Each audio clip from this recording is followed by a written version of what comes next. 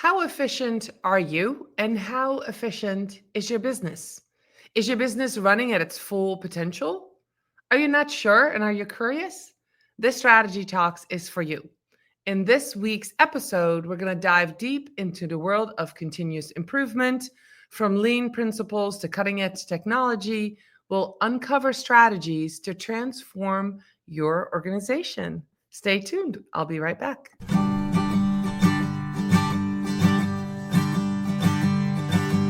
Let's strategize together. Let's hear it from an expert. Join the conversation, it's informative and free. You and me, let's talk some strategy.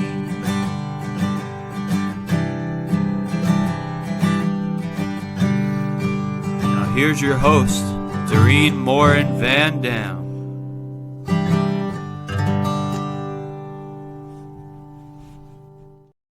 Hello, everybody. My name is Morin-van, and I'm back with another episode of Strategy Talks. Can you believe it's December?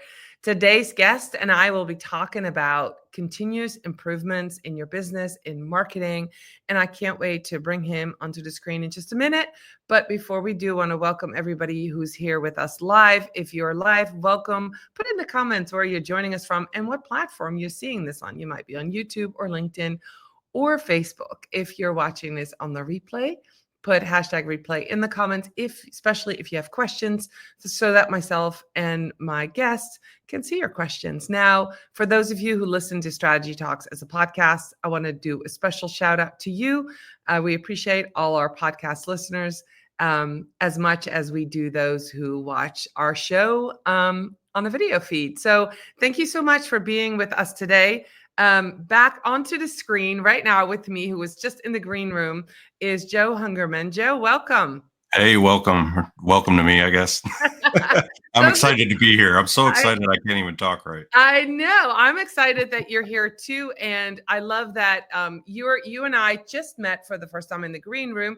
If you're watching Strategy Talks on a regular basis, you know most of the people that come on my show are connections that I've known for a while. And Joe and I got connected about a month and a half, 2 months ago through a mutual connection.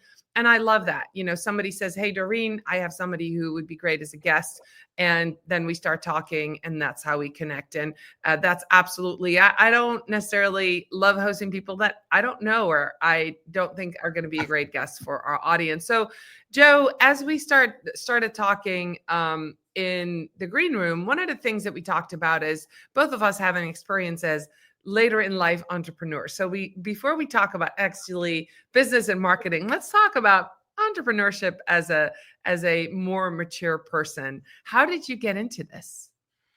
So I took a long and winding road. I started out in business. I was in supply chain within manufacturing and healthcare for like 20 years. And I got kind of disillusioned with it. I eventually switched into tech, and that tech journey kind of led me to working for a startup accelerator that's based out of Boston, and our development team was in Sri Lanka. And that really gave me a taste of the entrepreneur life. And, you know, the more I did it, the more I was like, you know what, I think I could probably find something that I'm good enough at to kind of do this for myself. And that kind of started my journey. I ended up leaving that position. I started a consulting organization. And then about a year ago, I started CI. So I'm kind of a dual entrepreneur. I've got 2 separate businesses I'm trying to get up and going at the same time. Oh, wow. Yeah, that's really great. So when we were talking in the green room, you were talking about implementing agile methodologies and this continuous improvement comes from agile and from lean. So how do these different approaches work when you're talking about a startup? Where, in what areas? Because I know that I'm an agile marketer. So I use agile and continuous improvements and incremental changes and all of those things that we talk about in agile. I use it in marketing. Where have you been able to use it as a entrepreneur? All that knowledge that you have, where are you applying this?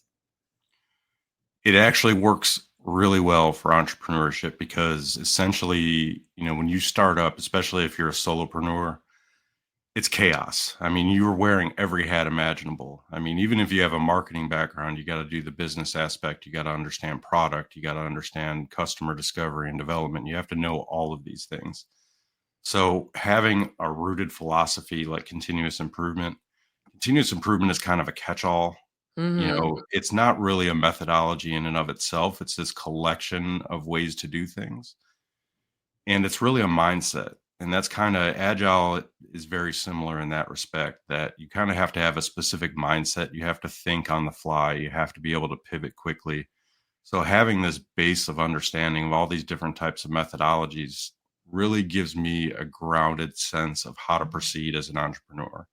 Like if I'm facing a problem, I can pull a tool out of my tool belt and address that problem with that tool. And that's kind of the way I look at continuous improvement. It's all of these tools that I have in my tool belt that if I need one, I have something there to rely on. I mean, I even do it, my wife and I do it in our personal lives. We have a Kanban board up in our kitchen that we manage our life with. So, we have a backlog and we have things that are in doing, things that are in done. And we do it with everything. So I really live the philosophies. Yeah. So for those of those of the my viewers, my listeners those might be words that they don't know. A backlog is sort of like a to-do list, but not really. Can you kind of explain it just a little bit and I can say, guys, it changed my business 4 years ago when I took the agile marketing course, because I would get stuck and then not do something but not acknowledge the fact where I was stuck, right? And in agile we do something where it's a daily stand-up where you say, what did I do yesterday, what am I working on today, but where am I stuck? And acknowledging the part where you're stuck to your team is where you move forward. So it makes sense that as an entrepreneur, you get lots of places where you get stuck. So how would you explain this continuous improvement strategy to somebody who's not familiar with any of these principles? And like, how can you not convince somebody, but how can you say to somebody like, if you have this problem, this is why this will work for you? So continuous improvement, it's really it's rooted, it goes all the way back to Frederick Taylor. If anybody knows Taylorism, scientific management and all that, it's really rooted in business philosophy, but what it really is at its base is science. Okay. So continuous improvement is essentially scientific thinking and implementing the scientific method. Form a hypothesis, test that hypothesis, see how it's working for you, adjust on the fly, do what you need to do. And any methodology really boils down to that. So when we're talking about agile, we're talking about a backlog. It's everything. You have a goal for what you're working on. The backlog is everything you need to get done or everything you think you need to get done to achieve that goal. And you eventually rank them based on how important they are to the goal. And in something like software development, it would be how important is this feature or this piece of code worth? How valuable is it to your customer? If it's extremely valuable, maybe that goes at the top of the list. If it's easy to implement and not as valuable, but you get to get real good information coming back, well, then maybe that goes to the top of the list. In the backlog, you basically move over. And after every iteration or every cycle that you're going through this, you basically reflect back on that and say, did it work? Yeah. Are we moving towards true value? And that's really what continuous improvement is about. It's finding the value and making sure you find the value in everything that you do and removing as much waste as you can. Yeah. Get rid of the waste, focus on throughput and getting work to move through your system as efficiently as possible. That's a great explanation. And for those of you who want to like have a visual with that, we just all got the update from iPhone. If you're an Apple user, right? We're at 18.2. That's one of the iterations. Like if you want to like put it into context, what it looks like as a business, it's like Apple doing an improvement and then telling you these are the changes we've made. Right now, your phone is doing this. Now there's AI integrated. I just updated my phone this weekend, and there's AI, and my calendar looks different. And so those are the changes that you make. And so then you go back to your backlog and go, so what are we working on now? So that makes a whole lot of sense. Now, in marketing, I'm going to bring it to marketing, Joe. This is where a lot of this stuff is where we come to a head. And whether you're a team of one or a team of one with a couple assistants like me, you might be a freelancer watching this, or you have a larger team. The one thing that we run into is that these continuous improvements and these small changes that need to be made are put to a halt because C-suite, right? Because there's a lot of people in marketing, and not everybody, because there's some CEOs that have seen the light and say, yes, you're not carte blanche, but you can do things. But a lot of us have to ask permission to make changes, to get content approved, to get ideas approved. So that is one of the main stumbling blocks for people in marketing, to not being able to implement continuous improvement. So, Joe, I'm going to give you the platform to talk to a CEO that has a marketing team. How can you convince them? And I know this is completely off script because I gave you my 2 questions, but now I'm thinking, so if somebody is watching that is a CEO or in the C-suite, a CMO, and says, yeah, my team is to come to me for every change that they make. How can you convince them that allowing your team these improvements and allowing your team to be more agile, what is on the other side of that? What do the people that work in that kind of environment get? This might not be the answer you're hoping for, but this is the eternal struggle. If you talk to anybody that works in any type of continuous improvement setting, getting the buy-in is the most difficult thing, because people see these shiny new toys and say, okay, we're just going to do that. And it'll look good on our annual report. We're just throwing out these buzzwords for people just to get them excited about something, but we really have no intention of doing it, because you have to give up power. And that's hard for the C-suite to do. Like, for continuous improvement to truly be effective, you have to let everybody in your work environment have power to make changes. It's never going to work if you don't. So it's truly cross-functional. You need the input of the people that are actually doing the work to help guide you through this. And convincing the C-suite to give up these sacred cows is absolutely difficult. I mean, I know a ton of people that are consultants in this space, and that's what they struggle with, but they're making enough money as a consultant that it doesn't really bother them. I mean, it bothers them, but at the end of the day, they're getting paid regardless. But if you're working directly in that, a lot of times it requires you to make it a grassroots activity. Like, you have to start from the bottom up. When I first started implementing this, when I worked for a hydraulic motor manufacturer, I started learning all this stuff, getting deep into it. And I ran a team of 6 or 7 people. And it was one of those things where I was just going to do it and ask for forgiveness later. Some people have the freedom to do that, but some people don't, and that's understandable. So really, the root of everything is, if you allow this to happen, if you continually improve now and forever, it's about removing all this waste and getting rid of the junk, and it will eventually bleed down to the bottom line. But it's like I've heard you talk about, and I know you talked about with Mally in one of your episodes, something like content marketing takes time. It's a slow burn. Yeah.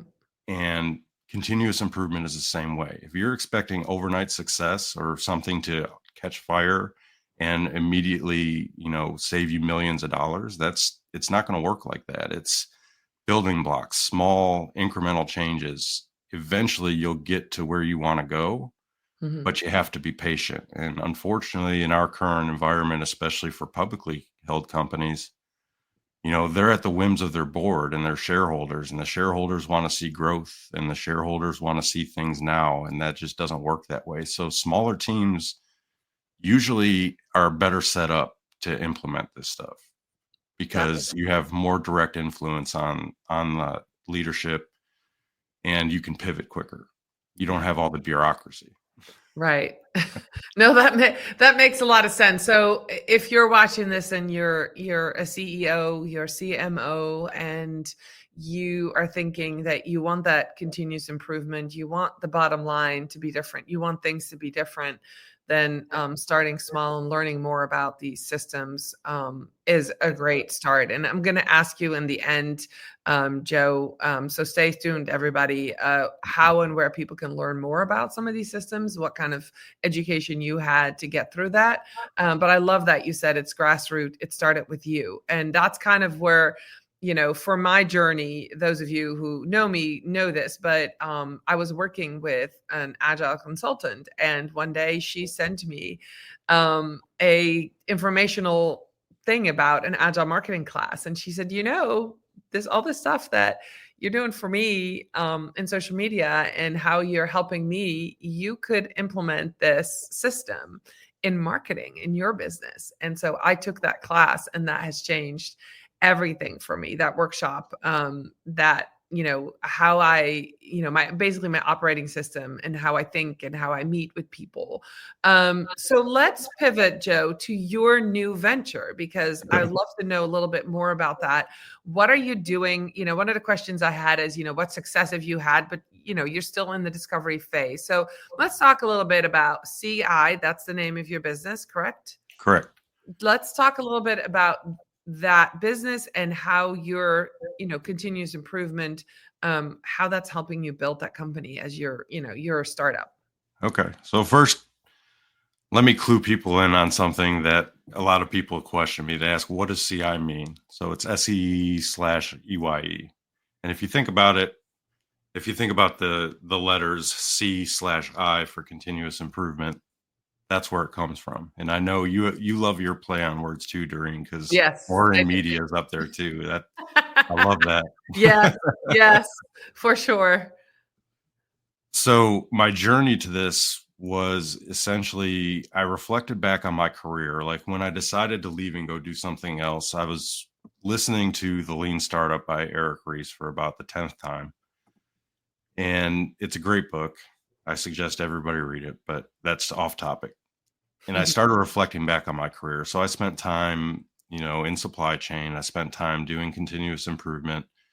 I spent time as a product manager, as a business analyst, as a data analyst. And I started reflecting on what were the problems I saw in trying to make myself better and make things better.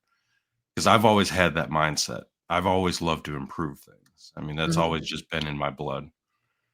And when I looked at everything, I said, learning this stuff was tough. I'm somebody that likes to read. I read 4 books at a time, but not everybody's like me. But having that knowledge not be as accessible as I wanted it to was a real struggle for me. Like I had to read book after book after book, and then I didn't really have a good way to implement, especially if you're trying to do it on your own. Right. Back then there weren't a whole lot of tools out there for continuous improvement.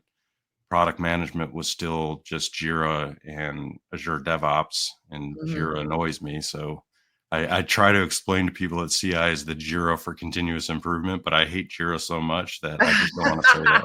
Hey, I'm with you. I learned in theory what it was like to, about agile marketing.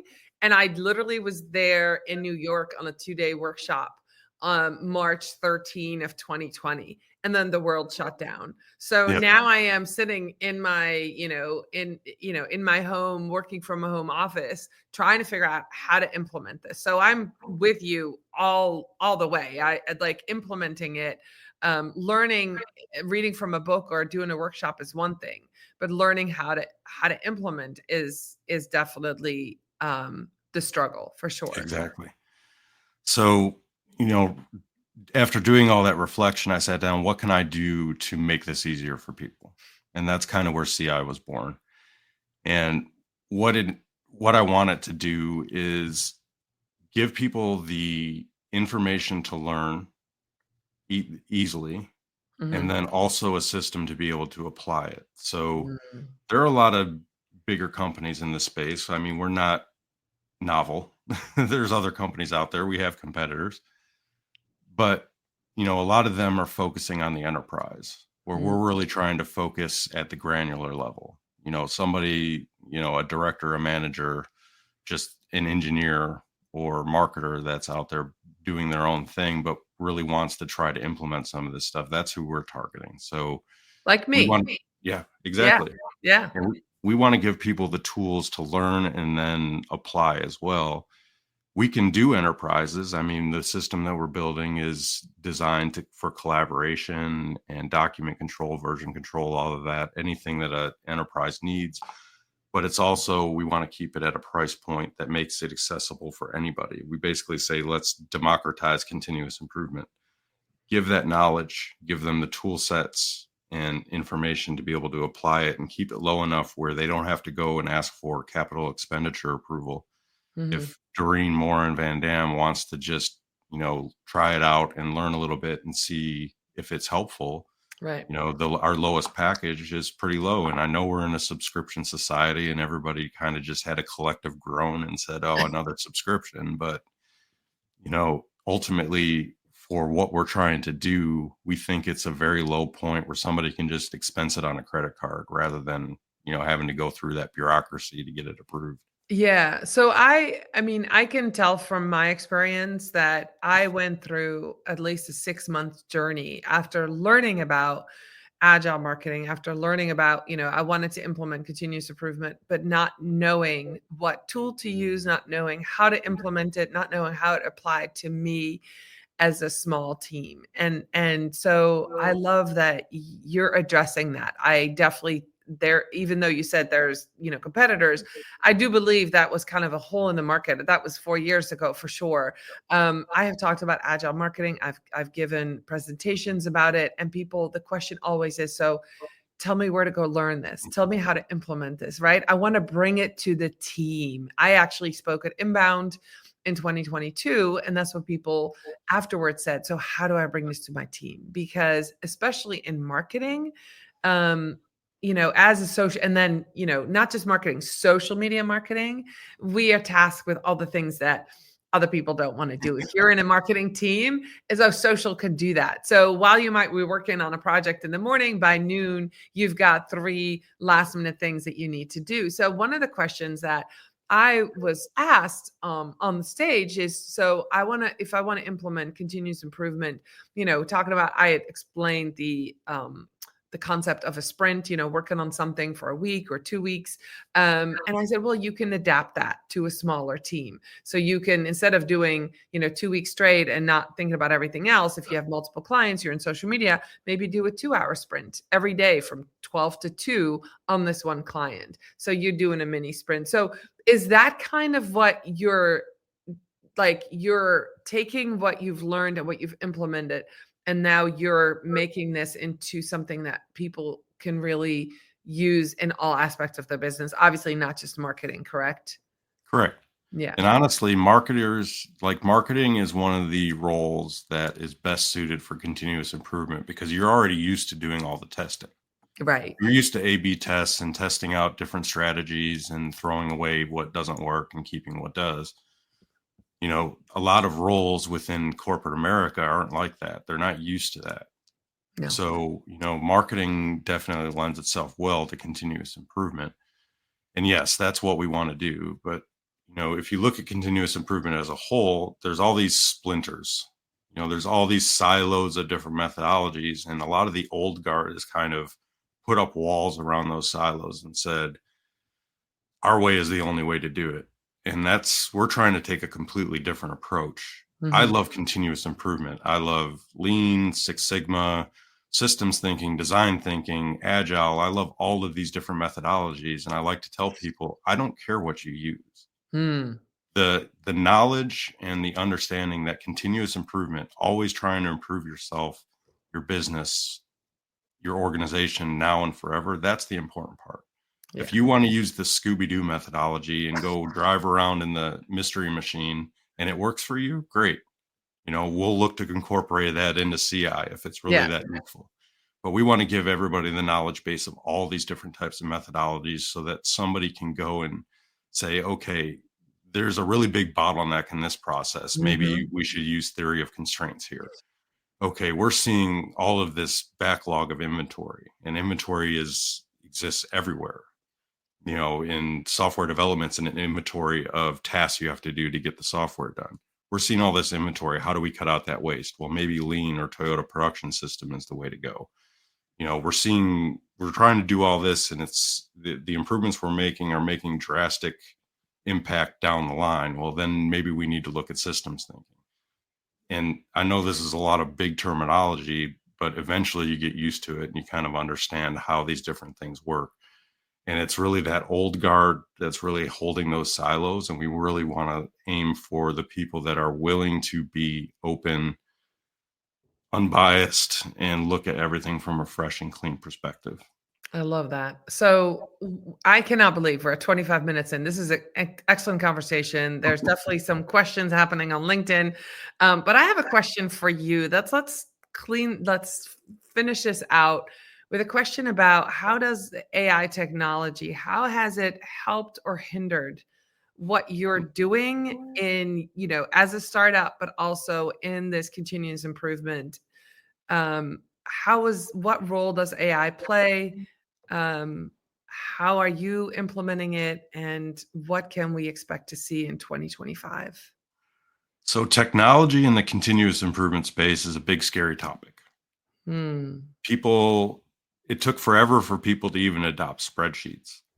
So we're really kind of pushing the limits on what this old guard is used to using. So, if you go back to the root of continuous improvement, especially if you go back to the Toyota type of strategies, everything is manual. Everything is sticky notes, pencil and paper, and everything. So just getting people up to speed on Excel was tough. And then trying to get people to do PowerPoint was tough. And now we're trying to put all of this into a high-tech system. AI is another extension of that. But there's this concept within the Toyota production system and continuous improvement as a whole. If you go back to the root methodology, and a lot of this is built into the culture of Japan, it's something called respect for humanity. And that's a pillar of what Toyota has used, and that's really built into their culture. So, I've heard you talk a lot about the human connection, making sure you maintain a human connection, let AI be a helper, but you still really need to keep people and at the core of what you're trying to do in marketing. And that's really what we're trying to do for continuous improvement. It's why I always say we're trying to build an AI enhanced platform rather than an AI powered platform. Continuous improvement isn't sexy. Right now, AI is. But we really want to be a platform that puts people at the center of it, that puts community at the center. So there'll be things that AI will help do that, will help make things more efficient, get rid of all the busy work people don't want to do, like writing standard work or standard operating procedures and stuff like that.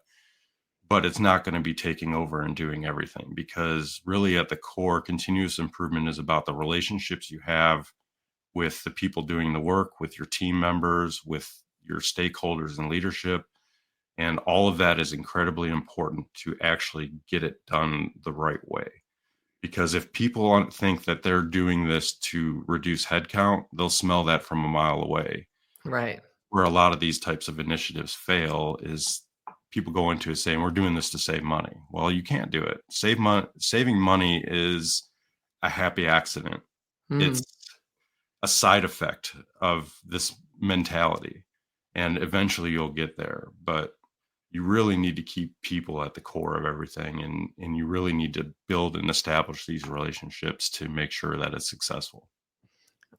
All right. Well, I think that is a great answer, and that is definitely how I see AI. We need to keep humans at. Oh, Joe, where did you go? I'm on an old DSLR camera, so it shuts off after half an hour. That's funny. That's awesome. Hey, that is real, guys. We are live and we're doing this real time. So Joe, I'm fascinated. I definitely want to learn more about CI. I know that you just were mentioning it hasn't quite launched. Has it launched or has it not launched? We're getting close. So we're getting close to launch. we're almost in alpha testing, and we have a group of alpha testers lined up. Then we'll Okay. go into beta. We're hoping to have a full MVP launch early in January. All right. So if people want to connect with you, what platform are you most active on? I definitely want to know more about that journey and when it's live and, all of that. I definitely want to look at your tool and see, your platform and see what it can do for my company. Where can people connect with you? Is it LinkedIn or where are you most active? Definitely most active on LinkedIn. Okay. We have a presence in some of the other social media realms, but it's really not our core. Our core is LinkedIn. So for the people watching, here are some places you can see me Okay. and see CI. Okay. So CSEE-EYE dash IO is the LinkedIn handle for Okay. those that are just going to be listening to the audio. Yeah. Joseph-Hungerman is my handle on LinkedIn. And then, if you want to go check out our website and see the stuff we're doing there, you can find me at josephhungerman.com, or you can find CI at CSEE-EYE.io. That's awesome. I love it. Well, thank you, Joe. This has been a great conversation. And this is very timely, right? We're early December. If you're listening to this on the podcast somewhere in December, or if you're watching this live or watching the replay, if you're like 2025 is going to be the year I am more organized, I want do more testing. I want to get more out of whatever you're doing, whether you're in marketing or you're in operations or HR anywhere in your business. And you're like, I've heard Doreen talk about some of this stuff. I want to try it, connect with Joe, find out where he is in his journey. And I'm definitely want to bring you back on, Joe, maybe mid next year and see how the launch went and all of that. This is definitely something that in my business has made all the difference in growth and scale, in everything I do and how I communicate and how I work with my clients. So truly think that this concept of continuous improvement can enhance anybody's business that currently doesn't have that in their business. So that's wonderful. Joe, I thank you for being here today with me. And I want to just thank everybody that stayed to the end. Quite a few of you are here. If you've stayed to the end and you've listened to Strategy Talks, we appreciate you so much sticking with us and connect with Joe for sure if you have questions. Joe, thank you for your time this morning. And I'll be back next week with another episode of Strategy Talks. Bye, everybody. Thanks so much, Doreen. Bye-bye. Bye.